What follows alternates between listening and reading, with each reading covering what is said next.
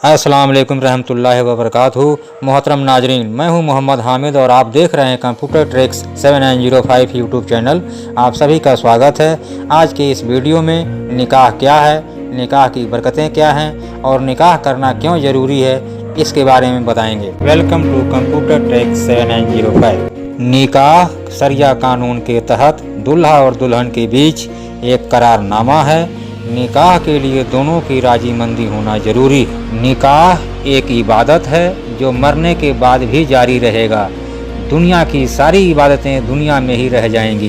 कुरान ने हमें जिना करने से मना किया है, औरतों से दोस्ती करना भी मना है। सूफियाना उलमा ने बयान किया है, जब बंदा नमाज शुरू करता है और जब तक उसकी नमाज बाकी रहती है, हर लम्हा उसका सवाब बेशुमार होता है। उस बंदे का तकरीर तहरीमा से लेकर सलाम फेरने तक हर लम्हा इबादत में है और उसका सवाब लिखा जा रहा होता है। निकाह एक इबादत है। निकाह सुन्नते रसूल है। इसी तरह जब बंदा रोजे की नियत रखता है, यानी सहरी से लेकर के इफ्तार तक, अल्लाह के फरिश्ते उसकी नेकियां लिखते रहते हैं। जब बंदा हज के सफ़र पर होता है तो उसका सवाब 15 दिन, 30 दिन, 40 दिन का होता है। यानी जितना दिन वो हज के सफ़र पर रहता है उतने ही दिन उसका सवाब लिखा जाता है। यानी जब बंदा इबादत शुरू करता है तो सवाब फरिश्ते लिखना शुरू कर देते हैं। इबादत ख़त्म तो सवाब लिखना फरिश्ते बंद कर देते हैं। निकाह उस इबादत का नाम है जो 5 मिनट, 10 मिनट, एक दिन के लिए नहीं होता। निकाह कबूल होते ही जब तक बीवी निकाह में रहेगी, चलते रहो तो नेकियां, सोते रहो तो नेकियां, बैठे रहो तो नेकियां लिखी जाती रहेंगी। इन नेकियों का अंदाज़ा बंदा कर सकता है। शर्त यह है कि अल्लाहु अकबर जब बंदा निकाह करे तो रस्मों की अदायगी के लिए नहीं। जब बंदा निकाह करे तो जिस्म से खेलने के लिए नहीं। जब बंदा निकाह करे तो नफ्स की तकसीम करने के लिए नहीं। अल्लाहु अकबर जब बंदा निकाह करे तो मुस्तफ़ा जाने रहमत की सुन्नत पर अमल की नियत से करे। इस्लाम में जिना करना मना है, औरतों से दोस्ती करना भी मना है। निकाह का पैगाम भेजें जो सुन्नत रसूल है। नबी करीम सल्लल्लाहु अलैहि वसल्लम ने इरशाद फरमाया, जो बंदा निकाह करता है उसके रिज़्क़ और दौलत में बेशुमार अल्लाह ताला बरकत अता फरमाता है। निकाह करने पर सुबह भी नेकियां, शाम भी नेकियां। हुजूर सल्लल्लाहु अलैहि वसल्लम के पास कुछ सहाबी आए और अर्ज़ किया, या रसूलल्लाह सल्लल्लाहु अलैहि वसल्लम, हम लोग गरीब हैं, चाहे वो गुर्बत की वजह से हो, हम लोग किसी इंसान का बोझ नहीं उठा सकते और हक यानी खाना पीना कपड़ा नहीं दे सकते।